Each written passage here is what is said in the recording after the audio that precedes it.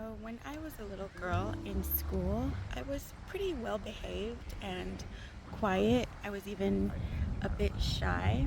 So I like to stay under the radar, just do my work and get decent grades and leave for the day. But there was something that I kept getting in trouble for every single day. I didn't get in huge trouble, but I was yelled at. I would get notes sent home. I would get notes written on my papers. I would get called to the front of the class to talk to the teacher, um, all over this one little crime that I would commit every day. Can you guess what that was? Well, that heinous activity that I found myself committing every day was doodling. Every single day I was doodling, whether it was on a piece of paper, on the desk, on my paper book cover, on folders, on my clothes, on my shoes, on my skin. I was always doodling, and it came as such second nature to me that a lot of times I didn't even know I was doodling until the teacher would get my attention and say, "Monica, stop doodling, pay attention." And it would be embarrassing and I would stop, but I would find myself doing it over and over again. And back in the day, I think that doodling was seen as disrespectful because it looked like you were ignoring the teacher or whatever the presentation was. And nowadays we know that doodling can be a form of note-taking. It actually helps kids or people in general to focus and absorb the information better. Even to this day, sometimes when I'm taking notes, like in church or when I'm researching something, I can doodle on the side and the margins of my Bible or in a notebook while I'm listening to a lecture or a sermon or a talk. And I can look back at my notes later, or I can look back at those little pictures that I was doodling, and I can remember what was being said in that time. So it really does help me to process. But this was in the 80s. We didn't know that. They didn't consider that different children had different learning styles. So it was trouble. My doodling was causing me grief and causing my teachers grief every day. So I began to associate this activity of doodling with misbehavior and a lack of discipline. And it didn't make me stop because it was something that was such second nature that I didn't stop doing it, but it was something that I tried to hide or tried to discipline myself to not do it, but it just took over every single day. So it wasn't like this was some huge trauma that made me stop creating and made me stop drawing. I still pursued art throughout my school career and I took some classes in fashion design, and I still draw and doodle to this day. But when I was in elementary school, I did have this negative association with my habit of doodling.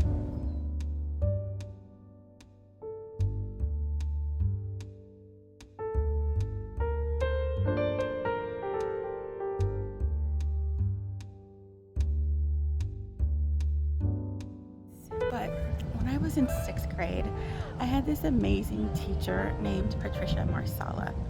She's still my favorite teacher to this day. She just had such a mellow demeanor. She was very kind. She made me feel seen and appreciated, and she would point out things about me that I thought no one noticed. She had a sense of humor. She was very pleasant, and I just loved being in her homeroom. So one day, this is sixth grade, so I'm 12 years old, and we had a school assembly. So in our school assemblies, there would be some sort of presentation, whether it was something entertaining or educational. All of us kids were just happy to be out of class. But I think usually the school wanted to present us with something so that we could learn about our community. We would learn things about like recycling, about local politics, about culture, about the arts. We would learn about different careers. So this day we happened to have an assembly, and I don't remember what the entire thing was about, but at one point they were talking about publishing books. And honestly, I wasn't paying enough attention to really know what was going on, but towards the end of the talk there was Q&A. So if any of the kids in the audience had questions, this was their time to ask. And like I said, I was very shy. So even if I did have a question, I had no intention of asking in front of the whole student body of my elementary school. So as the Q&A time went on, I felt a tap on my shoulder, and it was Mrs. Marsala. And she whispered to me, because she wanted me to ask the question, she whispered to me, why don't you ask them what it takes to become a children's book illustrator? And I can't even tell you what that did to me. I was an obedient child, so even though I was horrified of speaking in front of all these kids, I'm sure I did ask the question. I don't remember the response or anything that happened after that, but what I do remember quite clearly is that Mrs. Marsala saw something in my doodling that was valuable. She saw that I had artistic flair or a love for drawing, and that I could do something with it. And that was the first time, aside from art class, that a teacher showed that there was appreciation for what I did, and that it wasn't just a naughty act, but it was part of who I was, and I could hone that skill and become something wonderful. I will never forget that feeling of being seen and appreciated and finally celebrated for something that all the other teachers were frankly telling me was a naughty habit. So fast forward into my adulthood. In my 30s, I had written a little children's story. It's kind of a nursery rhyme about children hearing God's voice. And I really loved it and didn't really want to pursue a career in writing, but I really wanted to release this work. But for years, I held on to it because I couldn't find anybody to illustrate the book for me. I had asked other artists, and either they didn't have a fire for my project, or they were too busy, or they were like, well, you're an artist, why don't you illustrate the book? But I just didn't feel like I had it in me to illustrate the book. I just wanted someone else to do it, someone who felt more competent and accomplished in their art career. So for years, I just kind of let the book slide. It wasn't until I was in my 40s that I thought, I can illustrate this book. And even once I decided that I would illustrate it, I tried over and over, and I would throw away my work, and it never really turned out right. So finally, a couple of years ago, I was probably 48 when I finally decided I'm gonna do this. And I used my limited resources and decided to self-publish and self-illustrate this book. And so 2 years ago, I released God's Voice, and it is my pride and joy. It is wonky and full of flaws because it was my first work and it was my first time publishing, and it's actually a really hairy process, but I finally did it. And it just makes me think of how powerful a teacher's words can be to a shy little girl with an annoying little doodling habit, and how those things, those positive things that you speak to children, can really plant a seed and become something beautiful later on in their life.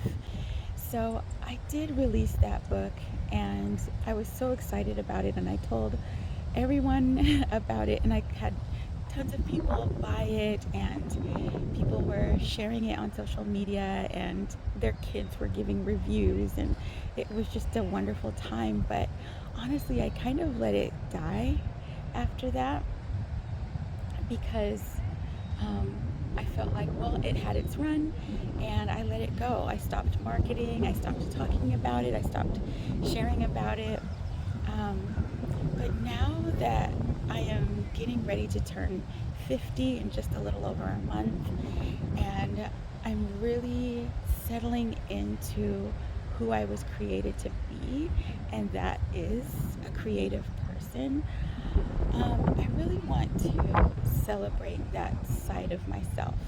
Whether I create something big or small, whether it's to be sold or given as a gift or just kept to myself, I want to celebrate every work of art that God breathes through me, because I feel like that's not just my purpose, but it's my identity. It's who I am. I was created to create, and I know that about myself. Even if a work of mine is wonky or raw or silly, I just want to release it and celebrate it. So I talked myself into re-releasing my children's book, God's Voice.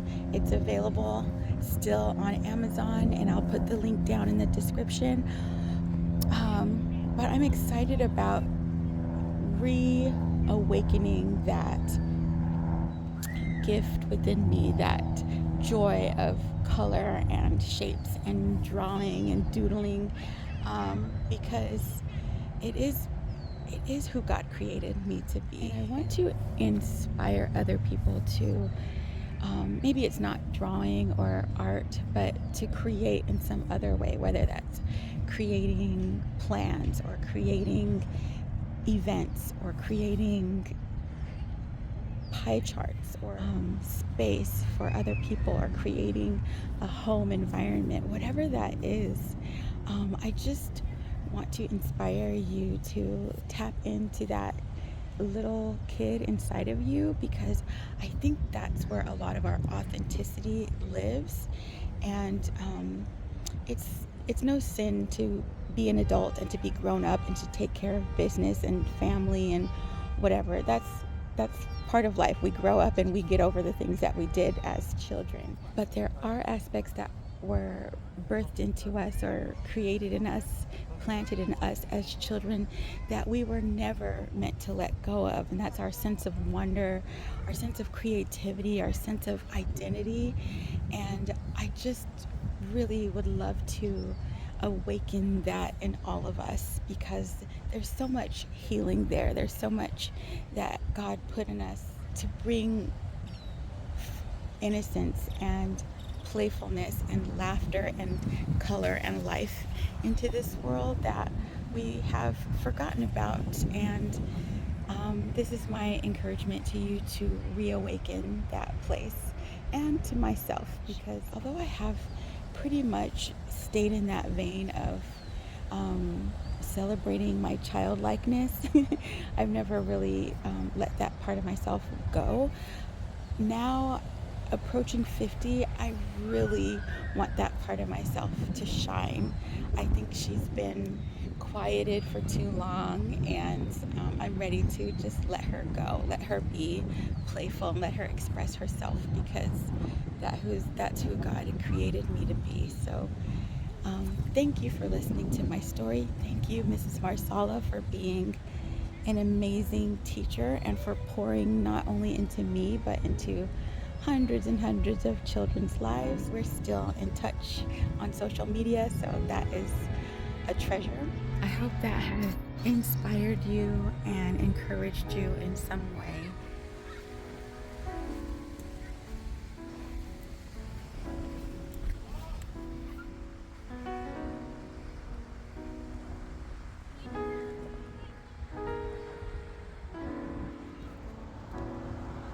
Dear little one, I hope you enjoy this story and the coloring pages so much. Love, the author and illustrator, Monica Renee.